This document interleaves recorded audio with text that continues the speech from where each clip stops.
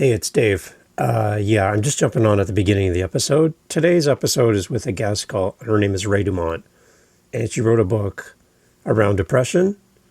And what we're going to talk about in this episode is meant to help. It's meant to support. It's meant to be there as a resource for you. So if you're struggling with depression right now and you're struggling with, and things are really tough, then maybe this is an episode you listen to when you're feeling up for it. And it's just meant to be something for you to make things better. Don't listen to this episode if it's not going to help you in the moment. Pass on it. Come back later. But we'll wait for you. We'll be here for you. And we talk about that on this episode. This is from my Living the Next Chapter podcast. It's a podcast where we bring authors on and we get into some pretty great conversations. And what you hear today is powerful. And again, Ray's book is meant to help you. From her own personal story, it's going to help you. But you need to be in the right mindset and the right frame of mind for this. So if you're not there right now, then just come back later. But we'll be here for you. Here's Dad Space. It's time to rethink men's health. Because it doesn't just affect men, it affects us all. When men are well, the benefits ripple through families and communities. But when men are unwell and unsupported, we all feel it. We're all the real face of men's health. Be part of the solution with Movember. Hey, welcome to the podcast. Glad to have you here. Again, it's Dave. It's November, and I'm bringing over for you an episode from Living the Next Chapter. You're like, what is that? Well, I host 9 podcasts. This is one of my 9. Did you know that? Did you know I have 9 different podcasts?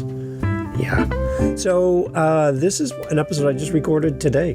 And I'm like, at the time of recording, this is November 19th that I'm recording this. But I wanted to share this with you because it was a great conversation with a great guest, an author with a new book. It's coming out in February of 2026. And her name is Raymonde Dumont. And Ray and I were talking about her book. And the conversation was so focused on men battling depression, the ripple effects of how depression can impact your family, your children, your spouse, your community. Is just so far-reaching. And I want to take segments of the episode I recorded with Ray and bring them over here to Dad Space because it's what we're doing this month is talking about men's mental health, men's physical health. And here's the thing I really want you to hone in on. If you're a dad that likes to carry every grocery bag, every parcel to the house in one trip, and it's way too much, but you won't get help. No, I got this. I got it. I'll bring it all in. And you have a carload of groceries you bring in one trip. Congratulations. You are just proving to the world that you don't need help. You don't need anyone's assistance.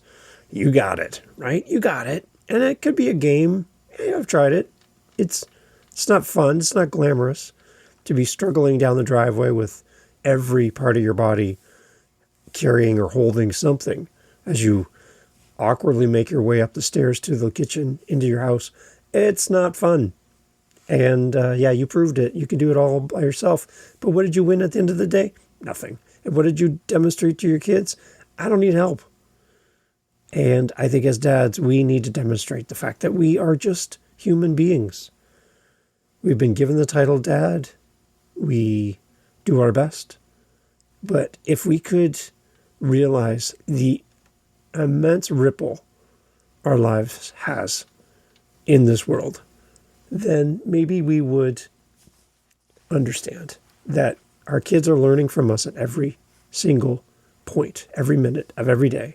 They're learning from us. Ray's new book is called In the Shadow of Silence.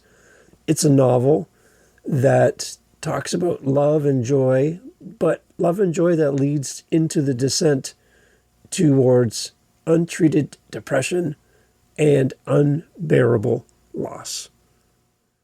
So I want to share it with you because I think there's some powerful stuff that we talk about. Ray is a great author. She's served her community well in therapy, helping families over the years. So here's my conversation with Ray Dumont from Living the Next Chapter. If you love reading, if you love books, if you love authors, and you want to catch up with over almost 700 episodes of author conversations over at livingthenextchapter.com. I'd love to meet you over there. That's one of my other shows, and, love for you to come join us. But here's the episode I did with Ray, recorded today and released for you now, so that you have a taste of her new book and a great expert in the space, and a conversation that I hope helps many, many people. So here's Ray Dumont, a guest on Living the Next Chapter, my author podcast. Here we go. Okay, everybody, welcome back to Living the Next Chapter. It's an author podcast. We get to talk to some amazing people. I think our conversation today is going to be really helpful as well. Ray Dumont's on with the show with us today to talk about her journey. She writes a lot of different things. If you like short stories, you'll fall in love with that. Fiction, a lot of great stuff. And Ray's here to talk about her book. And I've had a chance to go through it. It's powerful. It's definitely thought-provoking, and it's going to help you as a family member to navigate some pretty dark days. And for you who may be struggling and nobody knows, or you don't think anybody can help, our conversation today can be very helpful. So, Ray Dumont, thank you so much for making time to be on the show. Welcome to the podcast.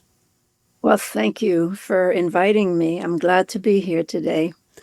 It's excellent to have you here. Ray, let's start here. Where are you in this great big world of ours? I'm on the East Coast of the United States. Beautiful. Of North America. Excellent. That gives us some kind of context, right? And specifically, currently, I live in New Jersey, in what is fondly called, viewed as a suburb of Manhattan, but we're in New Jersey. Okay. And fall is definitely upon you there where you live? Oh, yes, fall and all the fall viruses. You heard about those? Right. Well, that's always fun. Yeah. Oh, yeah. Well, just good. a food. Thank you for making time to be on the show, Ray. I'm glad to have you here. One thing I like to do at the beginning of every episode is honor the authors that are listening. They're here looking for inspiration from a fellow author, a writer, because maybe the person listening is brand new to their journey of writing. They don't know what they don't know. And having time with a published author is a joy for them. So I was curious to ask if you could talk to the audience that are authors about some inspiration from your perspective that we can encourage an author that's listening. What would you say to a relatively new author, just to kind of get them going on their journey in writing? Well, that's such an interesting question. I have to translate your question a little bit, because I came to writing this book because it just demanded to be written. So it just grabbed me, and it wouldn't let go until about 2 years after it grabbed me, it was ready to be sent out. So, and not all writing, I'm sure, is like that, but I can only share how it works for me. Mm-hmm.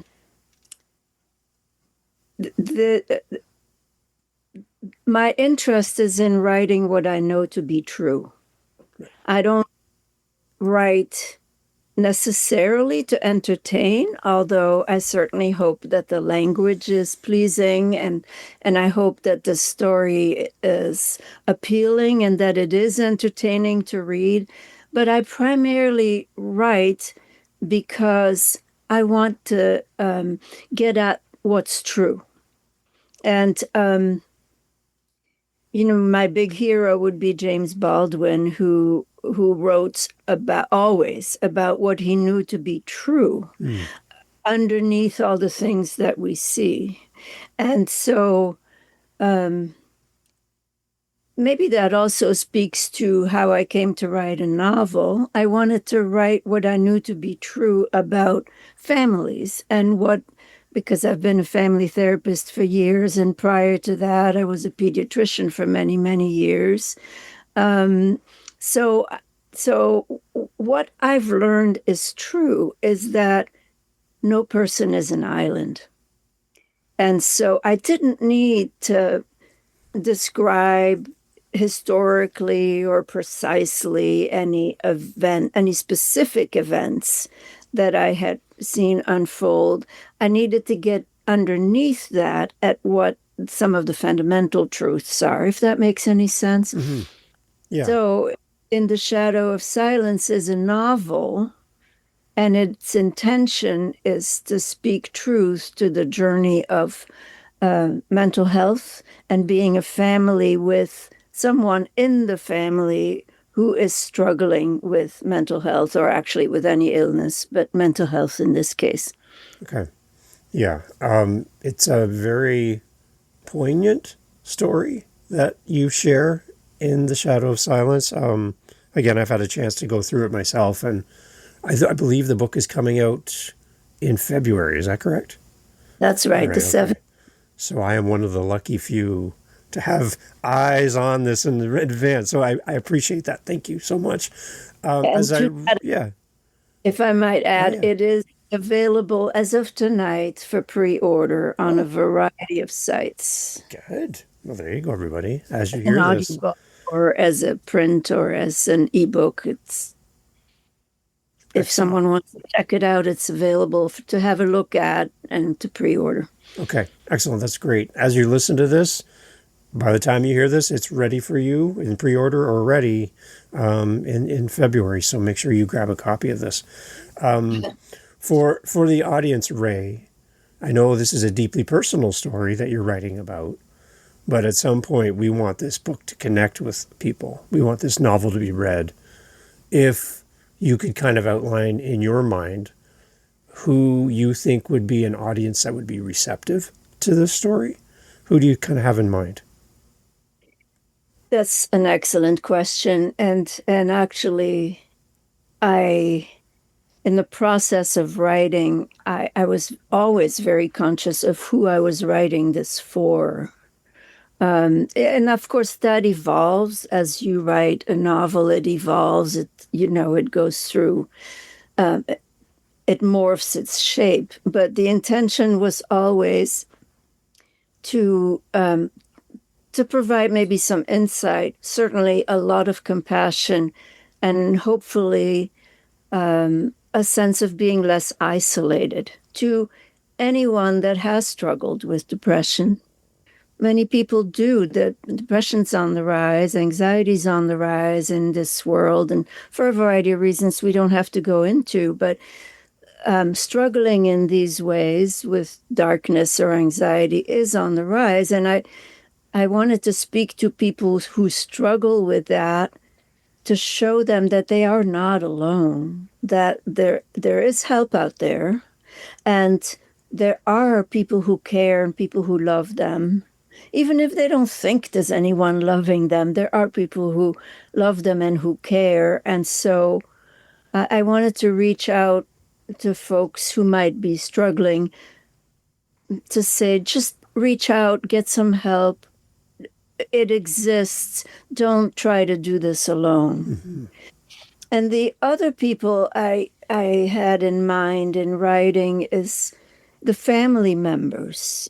You know, whether you have in a family system, whether someone is struggling with, rheumatoid arthritis or cancer or a mental illness, it always affects everybody else. Right.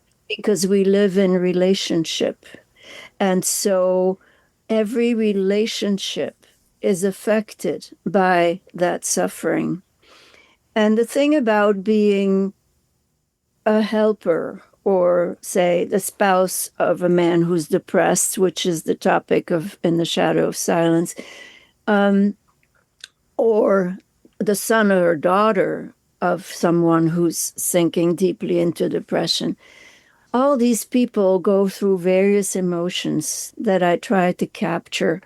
And again, I tried to write that as truly as I could, because people feel funny about having these emotions. Like, why am I angry at my dad? I've been told he's suffering, but I'm just pissed. Well, you're not alone. You're pissed because you can't reach him, right?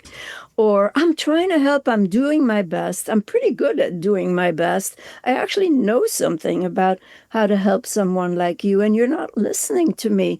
Have I done something wrong? Or is this about me in the first place? So these are just a couple of examples of how family members are really in turmoil when someone they deeply love is struggling like that. Yeah. They might feel guilty or inadequate or feel they've done too much or too little. So I tried to capture all of that. So you're focused on the family ripple effects, but also is there a portion of In the Shadow of Silence that speaks to the person who's wrestling as well? Yes. Yes, there is. And perhaps in two different ways. Okay. Early in the novel, when the first identifiable bout of depression occurs, the man struggles. I don't want to go to therapy. I don't need that. I'm a self-sufficient guy. I can do this myself. There's nothing wrong with me. And, I'm just a little quiet sometimes. Right. But then he notices, at that point his children are young, and he notices that his mood are having an impact, especially on the littlest one, who bursts into tears, and the older ones are just becoming fed up with dad.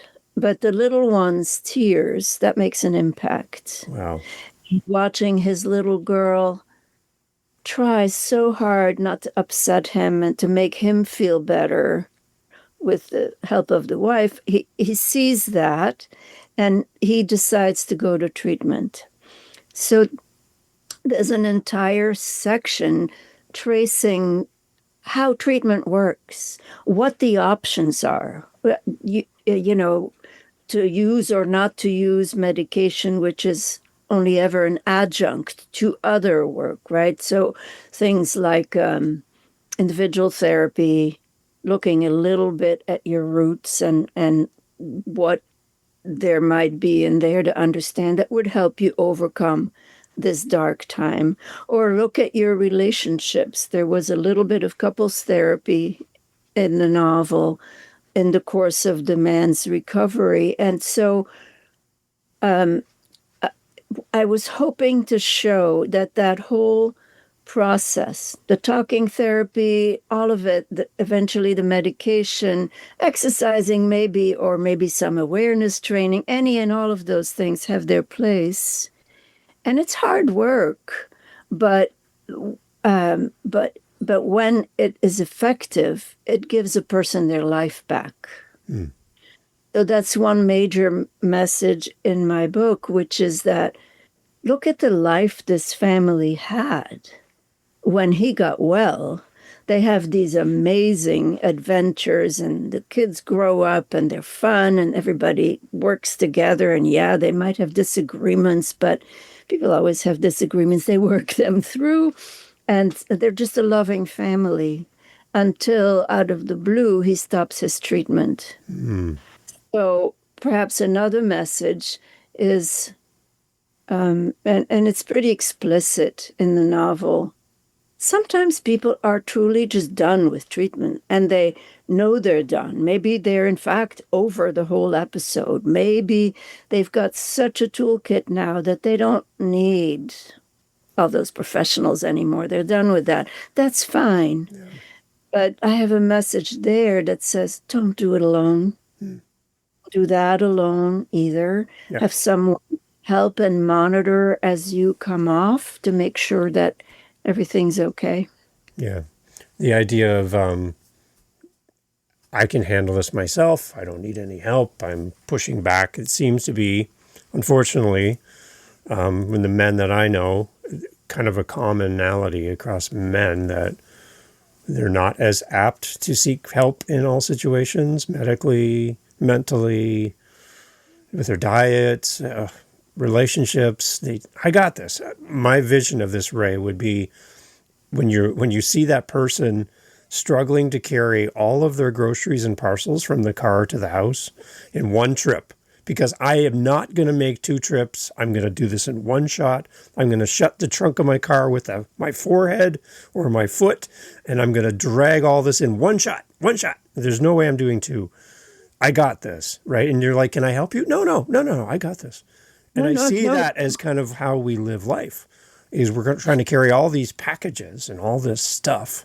There's people who have the ability to help you, but you are so either hyper fixated on the fact that you can take care of yourself and you don't need any help in life, or you don't want to be embarrassed that you have a weakness that you have to display, requiring someone to step into your life and give you help. And I just have this visual of that person with all these bags making their way to the door, right? Does that resonate? If I'm allowed, I might borrow that in my work. Please. That's a great image. And of course, in our culture in general, it's not just men, but it is primarily men who are victimized by that view that you're somehow less than or weaker or less worthy if you can't do it alone all at once. Pick up that mountain and just move it by yourself. I'm seeing more as generations change that more men are being accepting help than traditionally back generations before us. My father, my father's father. The world is getting different, and I'm seeing it more accepted. And one thing I think too, as men specifically, as it relates to your book, is that we are not just living for ourselves, we're living for our family, and we are on a platform, and our children are learning from our example. So if we refuse treatment and we refuse help and we refuse any of this stuff, what lessons are we teaching our family, our children, right?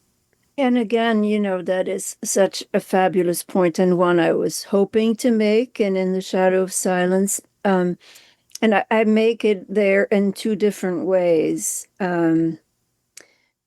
One is when things really go sour, we begin to learn more in the novel about the family history of the man.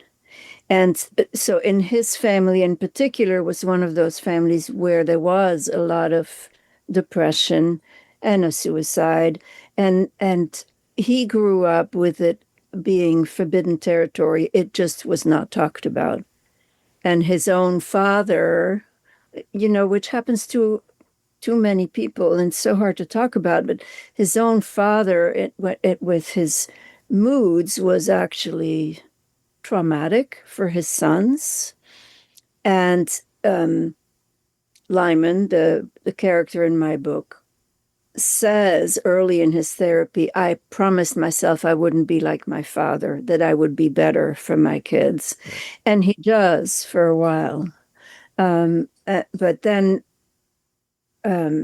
then he slips away and slips out of his treatment, and it's the rest of the family that's left to muse on the fact that there was a precedent to this in the family, but it was never talked about.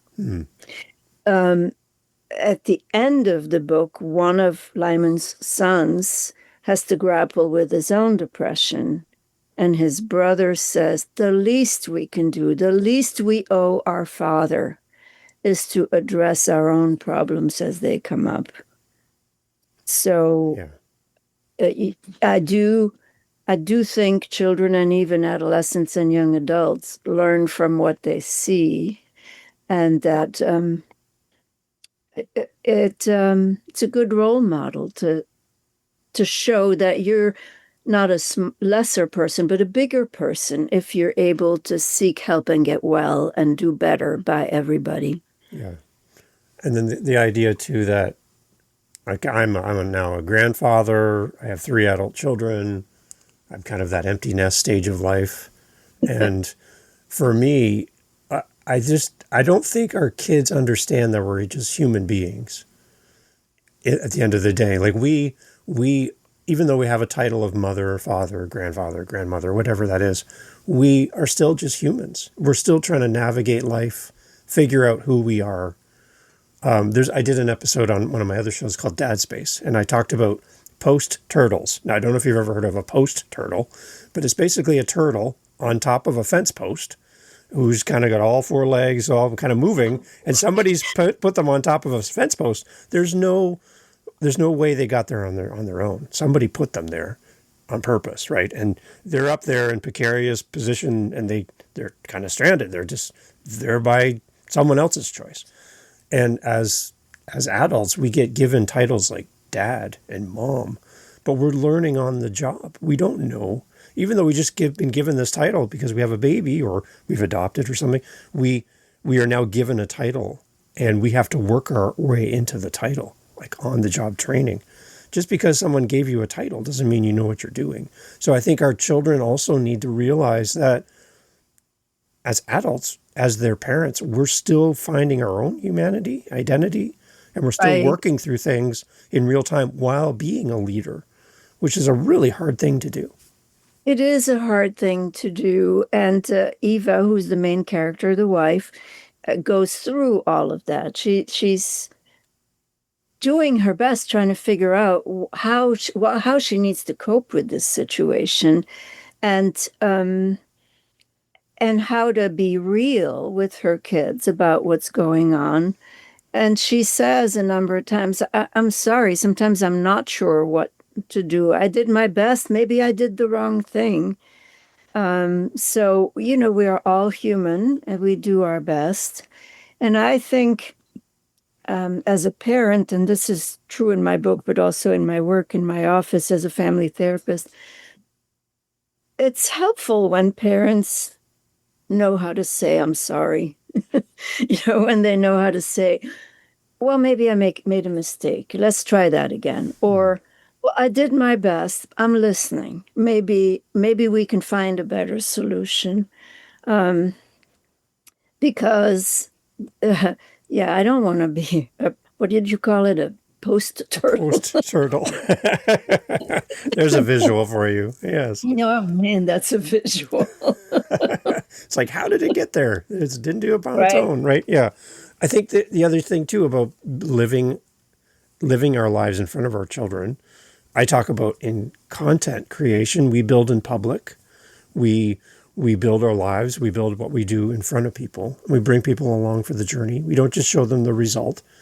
So I think as we demonstrate the humanity that we have in this walk, in this journey we have, I just think it opens the door for people to see us struggle and win and fail and rebuild, right? All of that's healthy for people to see, not just what we care to show people. This whole idea that I don't need help, I don't need support, I don't need counseling, I don't need medical intervention, I don't need to see a doctor for my physicals. These are all elements of I got this and I don't need anybody's else support. And again, I just think that can be a little dangerous for children to grow up in a home where dad never took care of himself or asked for help. Again, I just that's the thing I just want people listening to kind of go, as a dad, as a man, as a parent, as a mom, make sure that you don't hide your journey from your kids. Absolutely. And, there's a lot being said and written about how these days people are more isolated, and of course some of that has to do with phone, these things. Right. And with living in some ways a very public life, yes. But the snapshots, the very edited best pictures on social media. Mm-hmm. So, of course I think there's good evidence that there's more sense of isolation and more sense of never being quite good enough. Yeah. And I do agree with you as a parent, one of the things we can do is model just being connected, being human, doing our best, being willing to not be perfect and still recognize that's it's not about being good enough. It's about being who you are and doing that as well as you can. Yeah. The other part, too, that I got from reading your book was the idea about when you're under care and you're seeing someone and talking and they're helping you, or you're on medicine and medication, whatever that is, mentally, for your mental health, your physical health, there comes a point when the medicine's working and it's doing exactly what it's supposed to do. And again, it could be physically or mentally. Your doctor prescribed this for a reason, and it's working. Like, you feeling better. And in that moment, you're like, well, maybe I don't need this medicine because I'm feeling so much better. So I'm going to stop the medicine, and all of the great impacts and that it works. Because I feel so good, I'm just going to stop and go off it and go on my own.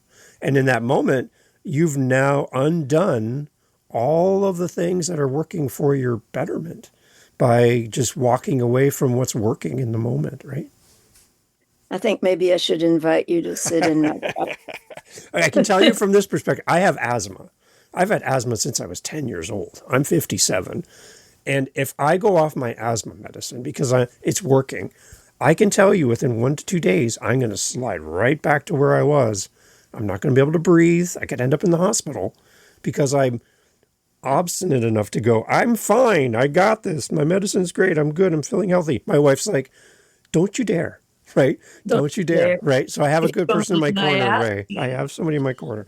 So I see it from that perspective. So when I'm reading it in your book, my correlation would be my asthma for me. Yes. Right? So that's kind of how as I'm reading, I'm kind of seeing myself that way. And of course, somehow or another, by trying to go off, you have acquired the wisdom that says, you know that, at least apparently you know that, and so does your wife, that maybe that's not such a good thing to impulsively do, but you learn that the hard way through trial and error. Right. And, there is nothing wrong with wanting to not need this. Yes.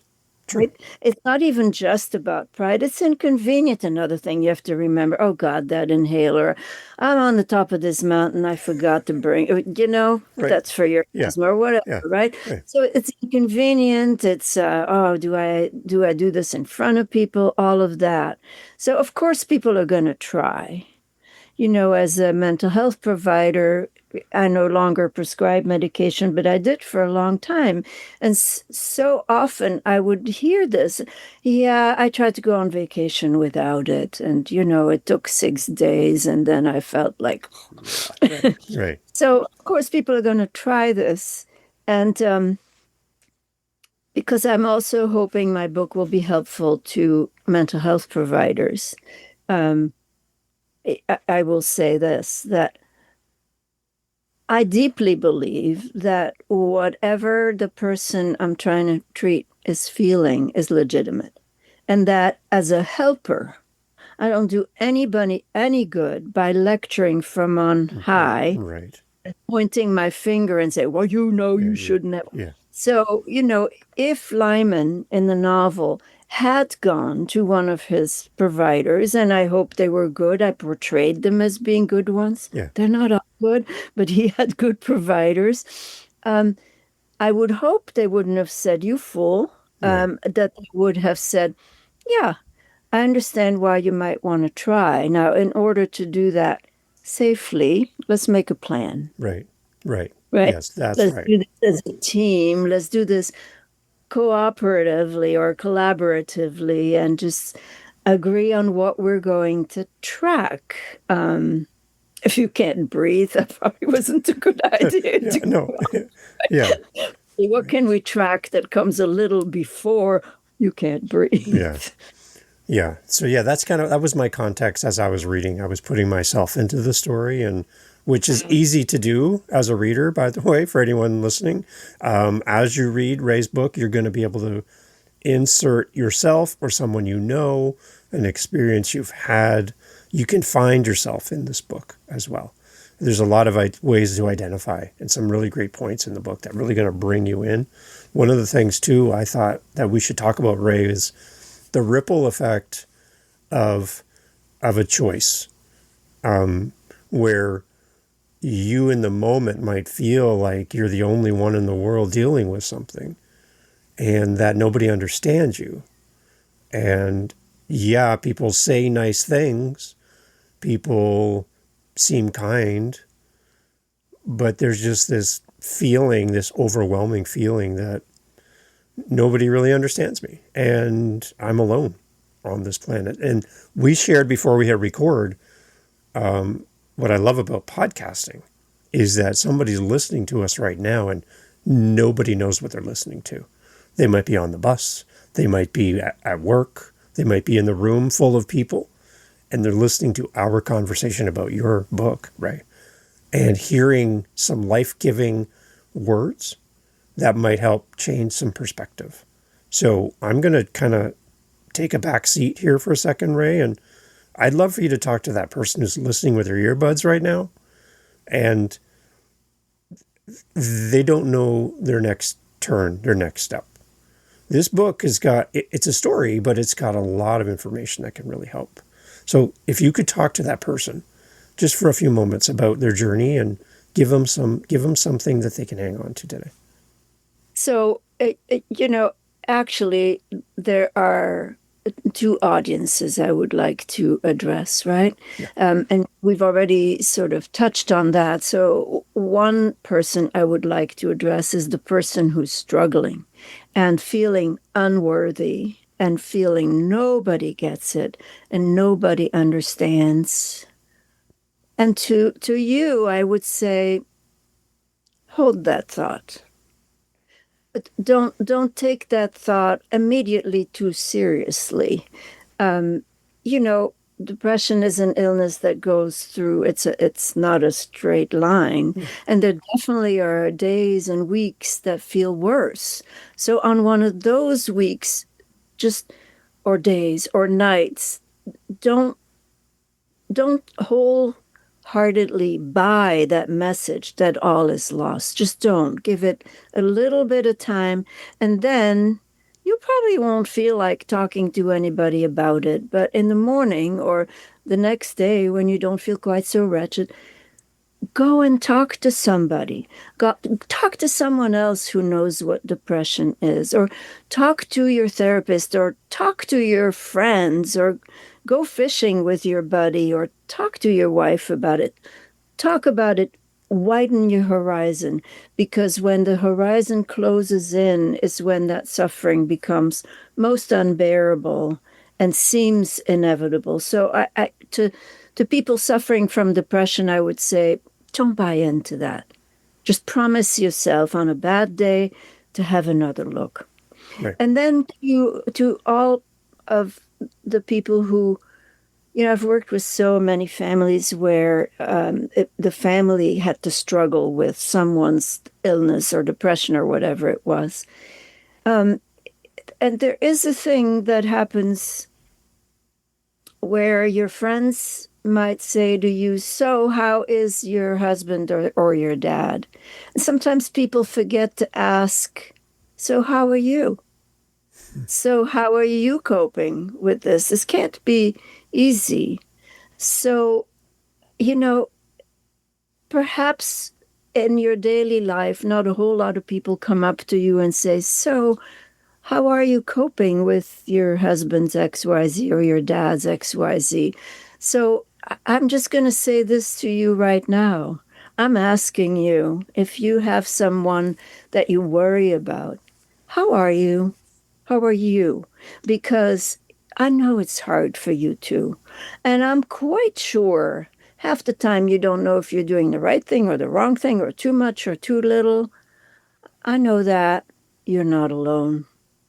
And again, go talk to someone. There are other people who are in that helper position. You're not alone. Go talk to someone. Okay.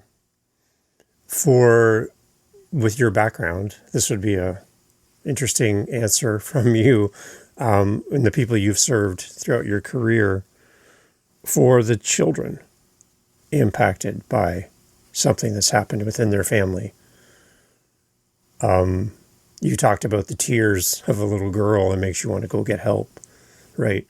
There's this we talked about the fact that we're always on display as parents. We're teaching as we learn, and our kids are picking up all the cues for them to how to navigate life as an adult once they get to where we are. When tragedy finds its way into your home, and for the children, how, like you talked about the sons wrestling with their own depression. How do we find the strength to move forward when it's that ripple effect now in the family, that part? Right. Can we touch on that a little bit, please? Yeah, and there are two phases to that. You mentioned tragedy, right? So let's break it down in time. There is before the tragic event. Yes. All that lengthy coping with, and hopefully it never comes to a tragedy, but we don't know that. When people live through that, they don't know that. And you mentioned the children. Of course, as a pediatrician and a family therapist, I was always focused on the children. And I would often work with families where the parents might think, well, we don't have to burden the kids with this. They don't need to know. They don't need to hear all this. To which I'd say, they already know all this, right? You don't have to use words to say daddy's not well. Right. You don't have to, or take another situation, families deciding about divorce. The kids always know before it is mentioned. Right. And I one of the things I fairly often did in my practice is sit down on the floor with the kids and a huge piece of paper and draw a map of their family. And the kids were the bosses. The parents couldn't talk. So the kids got to assign a color marker to each person. And then they would decide each person would be represented by a color circle. So let's say dad was going to be green and mom was going to be red. So the kids would debate with each other and decide where mom should draw her red circle and where dad should draw his green circle and how big, really. And then the kids would proceed to put themselves on that paper in relation close or far to each of their parents. Wow. And then got to draw the conflict line, the stuff that hits the fan. Yeah. And they also got to draw sunny love lines. And the parents almost universally went, oh my God, the kids have it. They know. So this is one message. Kids know, right? Yeah. You don't have to tell them, they already know. And I hope I'm saying all that in the hope that's a comfort to parents. The kids already know. So the question is, how can you talk about it with them in a way that is comforting, that allows them to speak? In that particular little exercise, the parents weren't allowed to speak, right? They got to listen, and they got to, notice how much they didn't know the kids knew. Mm-hmm. Now, you did mention the tragedy, and I've also worked with families that had to cope with the tragedy afterwards. And, there I would say every person reacts differently. Every individual is going to react according to who they already were, or according to where their place was on that map, or who they were in relation to everybody else. And it's helpful to find a space where that could be talked about in a way that makes room for each of these roles. Mm-hmm. In The Shadow of Silence, the little girl, after the tragedy, is the one who's most furious. She is furious because she feels she got abandoned and the idiot ruined our summer. So, okay, she in the book, but in real life too, the person who feels that's okay.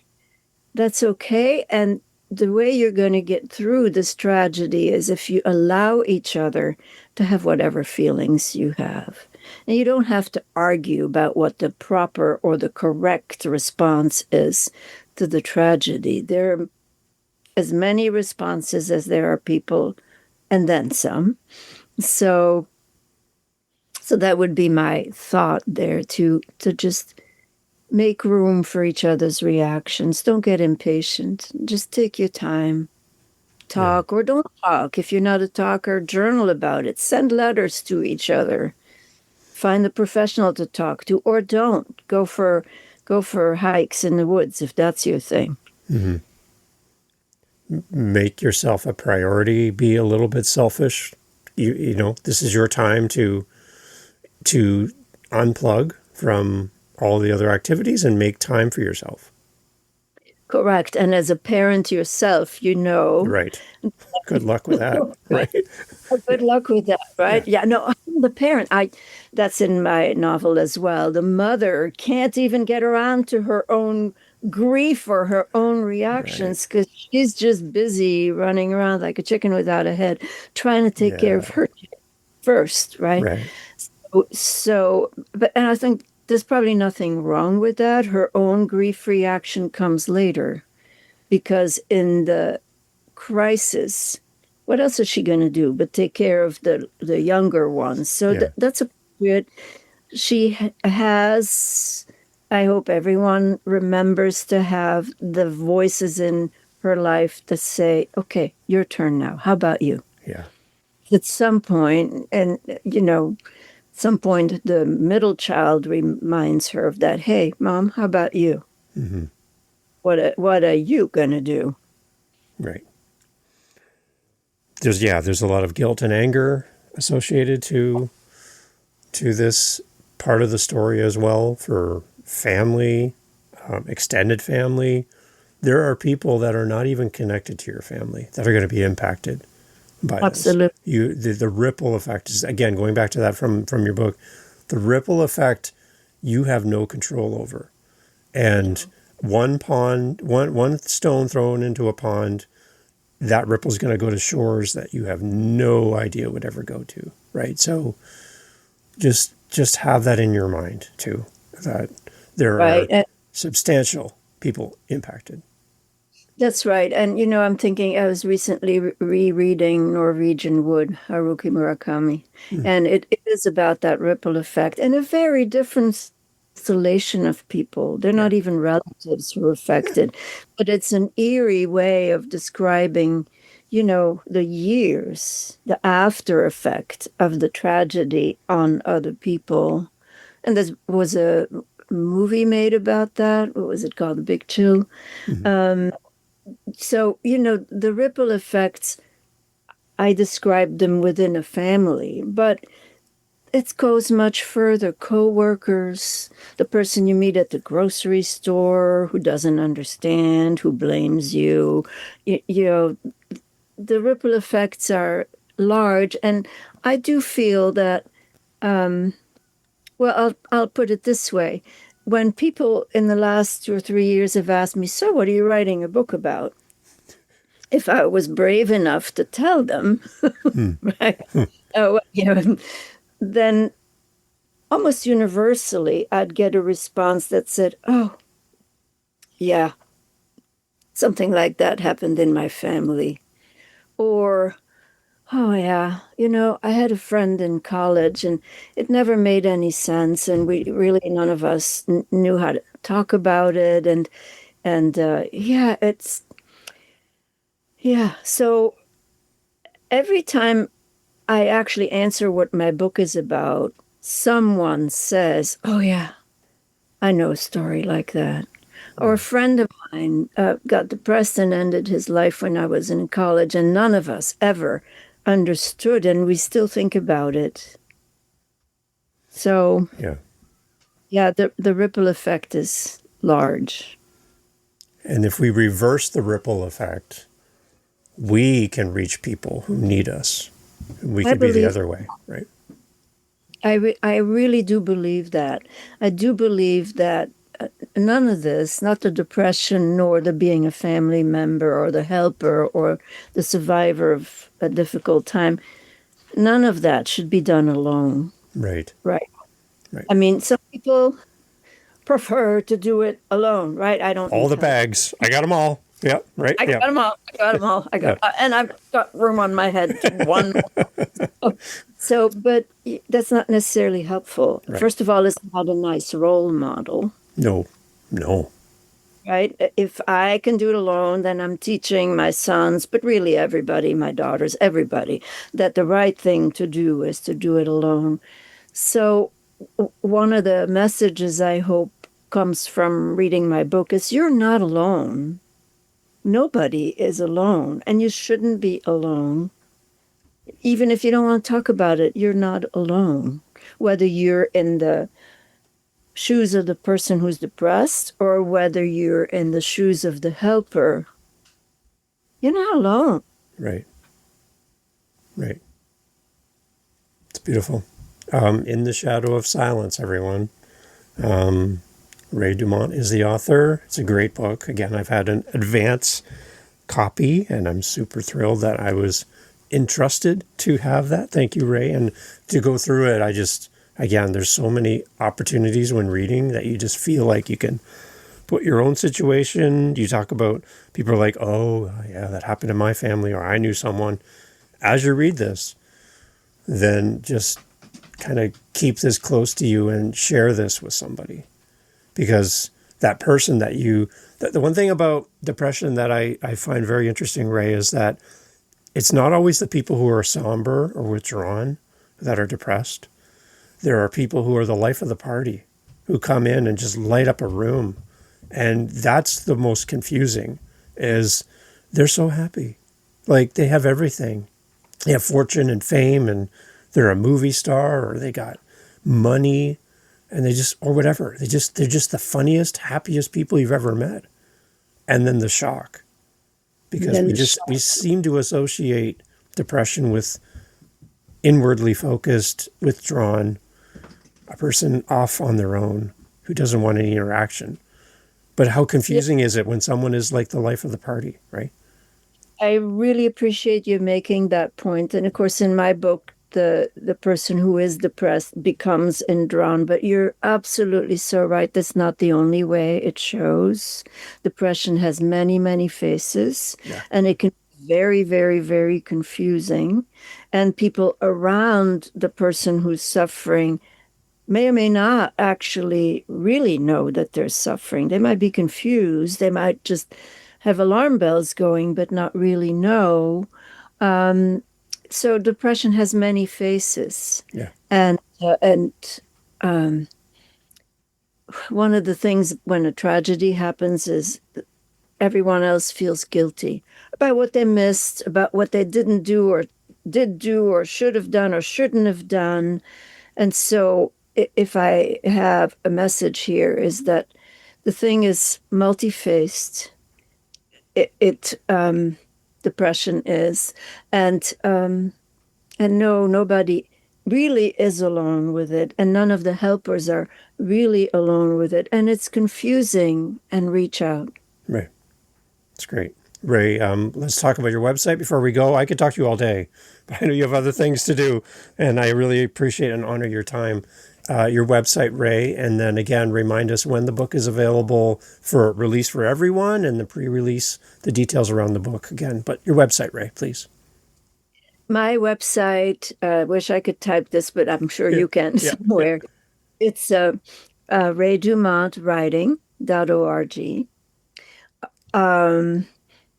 The book comes out on February 17th, I see here on your website. 17th, right. Yeah. Right.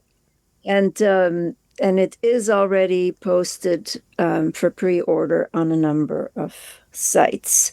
My website contains some of the material of the book, and it also has a form for me to be contacted. So if someone wants to contact me, you can. I want to make myself available when the time comes for maybe book groups, or, there is a lot of content in there that I believe affects a lot of people. depression is widespread, maybe more so now, and it's an isolating condition both for the person and for the family members. And so I hope people will feel free to reach out. Excellent. Thank you, Ray, for the book. Thank you again for allowing me to have an advanced version of it, copy of it to go through. Great discussion, great conversation. And I think that your book is not only going to be a great companion for people, it's going to be a great source of strength and help as well. That's my hope. Thank you for grasping that. Excellent. Everyone, all the information for Ray Dumont in the show notes, In the Shadow of Silence, a novel and a resource, a companion for you as a reader. And again, as you listen to this in the privacy of your headphones, just know that there's people out there that care for you. So, reach out. Don't do this alone. Don't carry all the bags into the house at once. There's always somebody there with a helping hand. So allow people to help you. Ray, thank you so much for being on the show. Thank you. Thank you. Very well stated. We all know a man of few words. A man who wasn't exactly gifted the gab. With him, it's always a one-sided conversation. He was once told that a picture says 1,000 words, which is why he never posts them. Invite him for a quiet one, and you'll get exactly that. Husband? Oh. And when asked to say a few words... Mark Davis. Well done, Mark. Come up here. Come on. Thanks. He takes it literally. Short and sweet, Mark. He's the type of man who'd sing an instrumental at karaoke. Have you been to He's often described as a Francis? good listener. Really nice. Well, there's that many songs, honestly, and people there you go. So they go up there. But he's never been famous for his goodbyes. But even a man of the fewest words knows that when times are tough, a few words just aren't enough. So if you're feeling like things just aren't quite right, be a man of more words. Tell someone, because talking saves lives.